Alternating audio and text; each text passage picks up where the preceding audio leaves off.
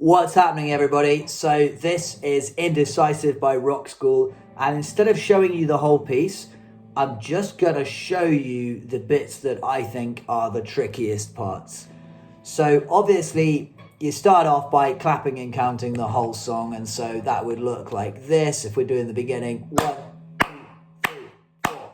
1, 2, 3, 4. 1, 2, 3, 4. 1, 2, 3, and 4. Like that.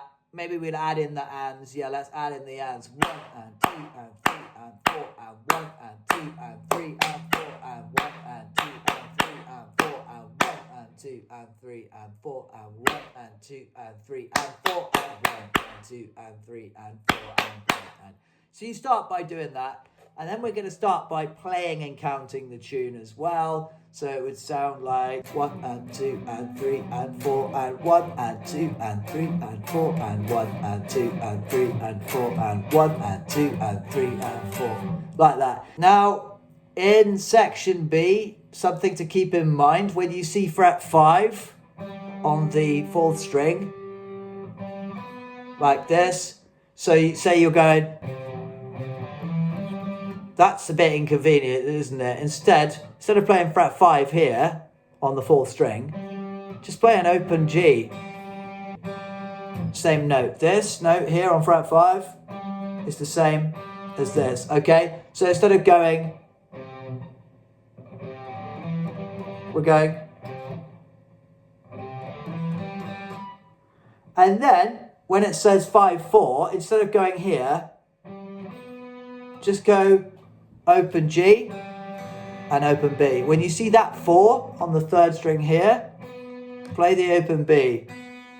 So, why do I always bang on about the fretboard? That's why I always bang on about the fretboard. Okay, now the next thing to keep in mind is gonna be that solo. In the first bar, so we're using the C major scale up on fret number 8. So again, knowing your fretboard, you know that this fret here, this fret number 8 is where the C major scale would start. That's the note of C. So we're going.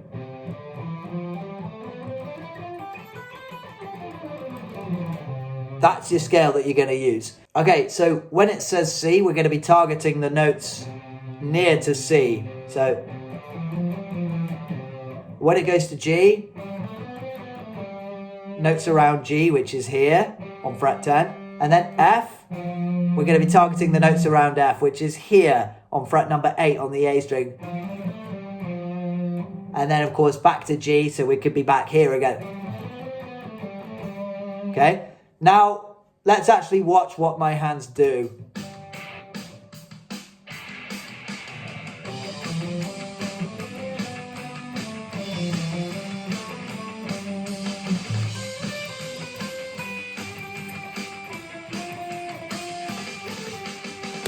So in the first cycle, before the repeat, I was targeting these notes around here and these lower octaves here, as in C here, G here, and F here, and then back to G here. And the second time around, after the repeat, my C was here,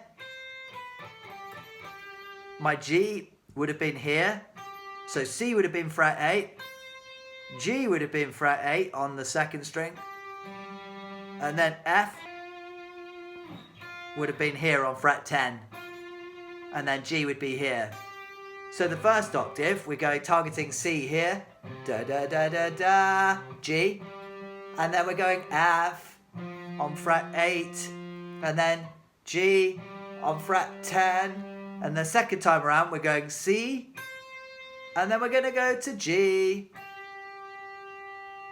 F, up on fret 10 on the 3rd string, and then G on fret 8 of the 2nd string. So this time, let's just play the target notes, the key notes of each chord as it changes. So have a look. And C.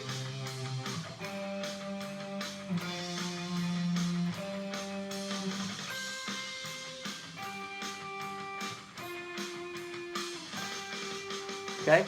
And then when that becomes easy, do that a couple of times. Now, when we solo now, I'm gonna freestyle because it's in my head where the key points are.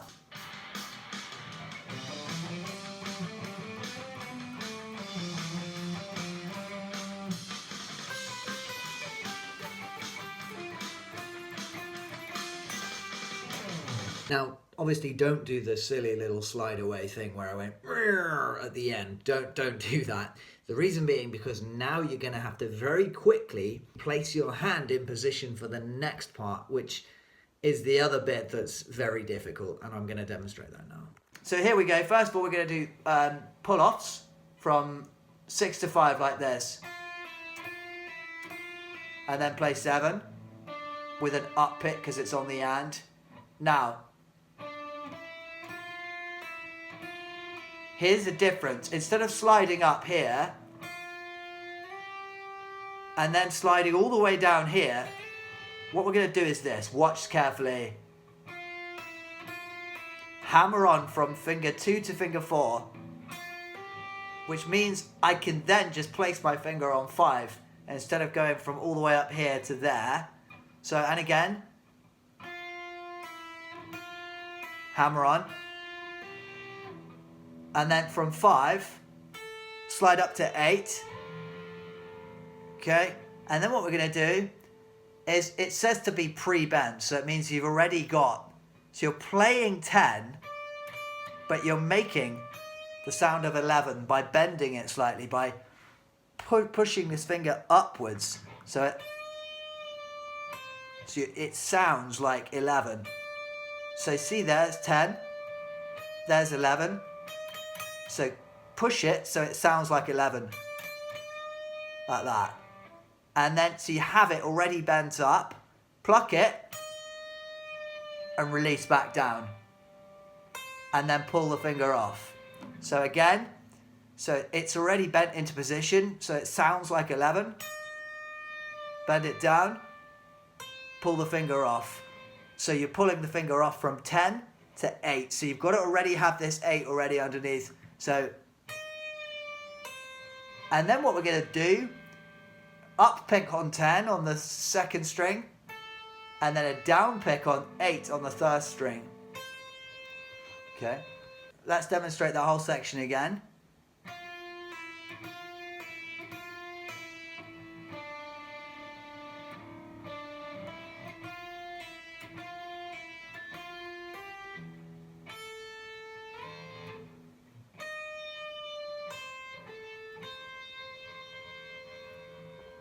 Okay, now watch very carefully on both hands.